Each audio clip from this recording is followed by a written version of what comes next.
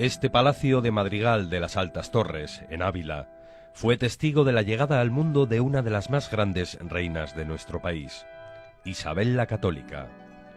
Sin embargo, en aquel momento nadie se pudo imaginar lo que iba a suponer esta infanta secundaria para la historia.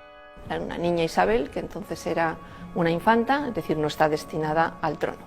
A pesar de no nacer como heredera de la corona de Castilla, enseguida se interesó por el mundo que rodeaba a la monarquía. Su afición por la cultura, su capacidad de mando, su propia independencia. Ella ya con 17, 20, 21, 22 manejaba los hilos políticos perfectamente y tenía una gran confianza en su futuro.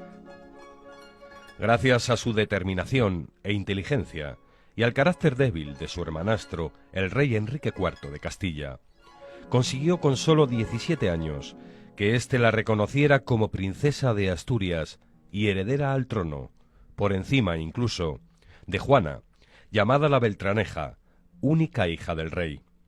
Lo hizo aquí, a través del Tratado de los Toros de Guisando. Poco después, en secreto, Isabel de Castilla y Fernando de Aragón subieron estas escaleras del Palacio de los Vivero en Valladolid para decir un sí quiero. Un enlace que obedeció a toda una estrategia política de Isabel para guardar la corona de Castilla.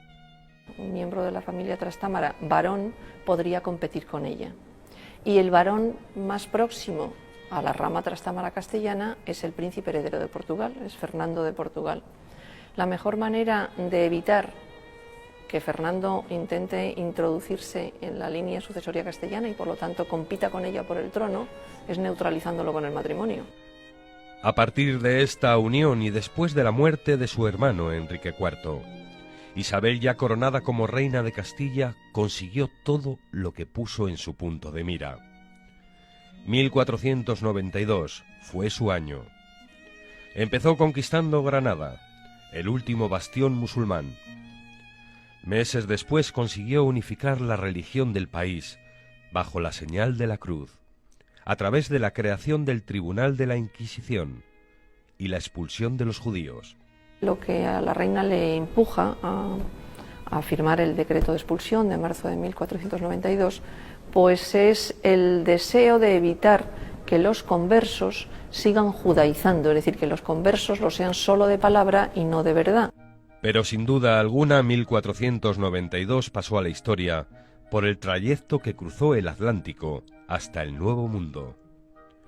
Fue posible gracias a que Isabel supo ver en la propuesta de Cristóbal Colón algo más que un viaje irreal y arriesgado. Isabel había perdido la presencia castellana en el Atlántico, en el Tratado de Alcáçovas, y ahora con Colón quería recuperar de nuevo la presencia castellana en los mares atlánticos. Deseo que se hizo realidad a través de esta rúbrica que encontramos en el Tratado de Tordesillas. Este viaje, aparte de transformar el mapamundi de la época, trajo pingües beneficios a la corona de Castilla. Colón, cuando en el primer viaje se dio cuenta que había llegado a un mundo paleolítico, ve que los únicos beneficios que podía haber era traer esclavos. Cuando se enteró la reina Isabel, mandó que se recompraran esos indios, se cargaran en las carabelas y se devolvieran a su sitio. Y desde entonces tuvo su línea política respecto al trato de los indios muy clara. Eran súbditos de la corona castellana y tenían que ser tratados como tales. Y es que Isabel fue como una madre para sus castellanos. Se llegó a preocupar por aspectos sociales que apenas se tenían en cuenta en aquella época. Organiza un hospital en la corte para atender a sus miembros, organiza pequeñas escuelas para el príncipe, para las infantas, para los hijos de nobles que están en la corte. Y hasta veló por los derechos de la mujer. Se ocupa por detalles o por cuestiones a veces relacionadas con malos tratos a mujeres. Con 53 años de edad, un cáncer de útero la dejó postrada en la cama, lugar desde donde pronunció sus últimos deseos. Está dictando el testamento ante Suntario, ante Gaspar de Gricio, rodeada por los testamentarios y por su familia, entre ellos su esposo, el rey Fernando, y el futuro del reino, su hija Juana. Un testamento que fue más allá del mero reparto de bienes.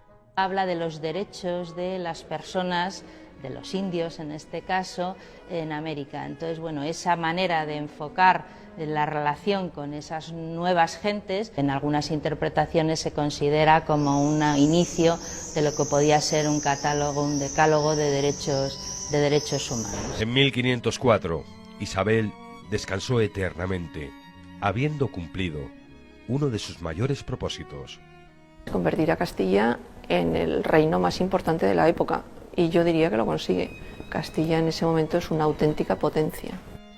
Y así Isabel la Católica pasó a la historia como una mujer que, a pesar de no estar destinada para el reino, supo luchar y ejercer el poder por sí misma, hasta llevar a su Castilla a lo más alto.